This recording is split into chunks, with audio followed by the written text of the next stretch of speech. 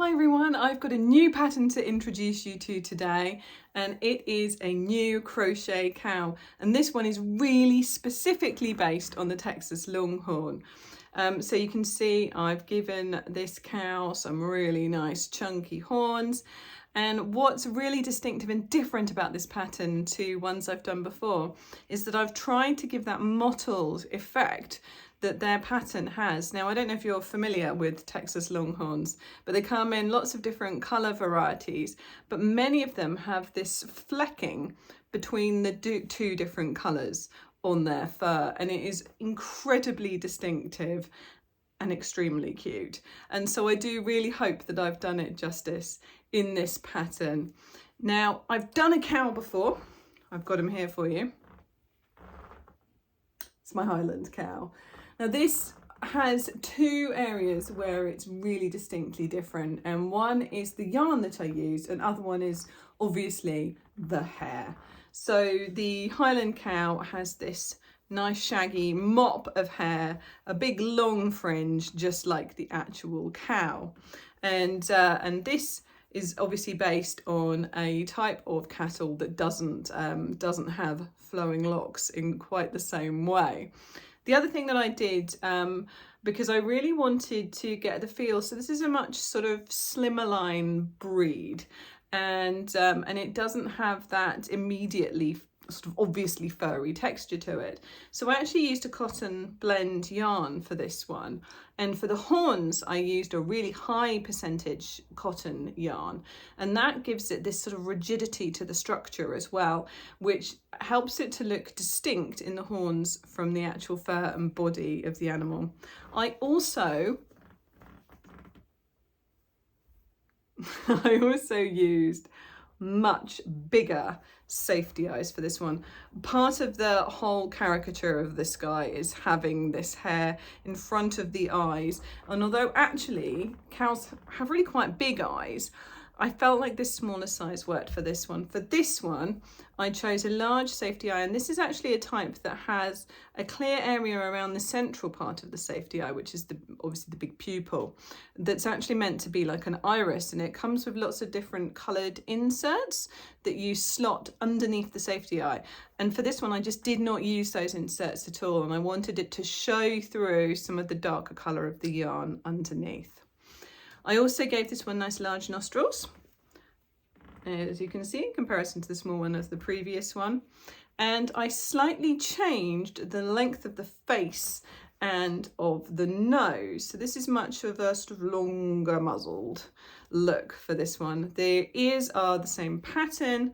The body is very similar, but as you can see, I used a smaller hook for this guy, as well as the slightly differently weighted and fibred yarn.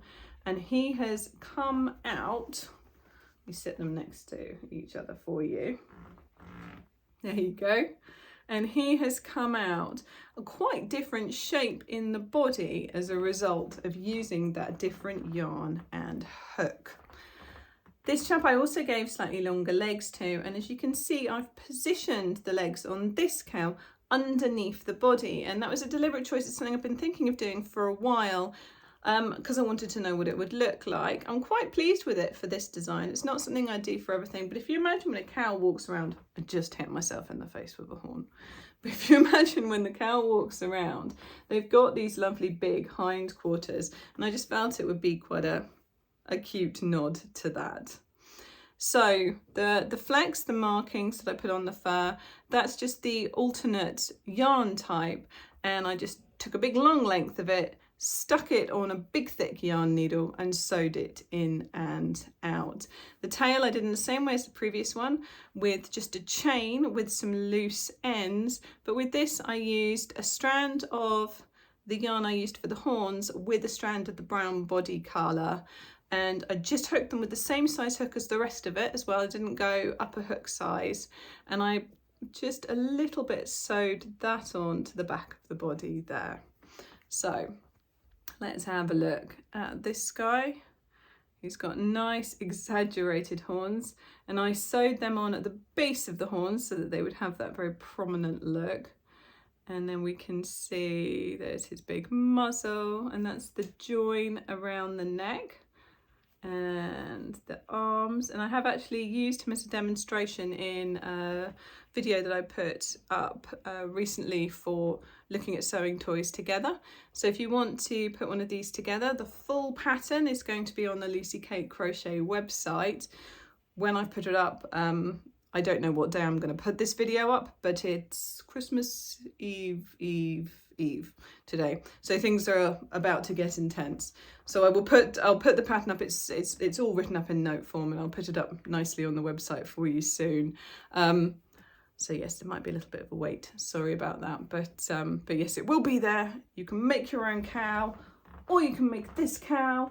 Or if you like that design kind of thing, you can combine the two and make your own ultra cow.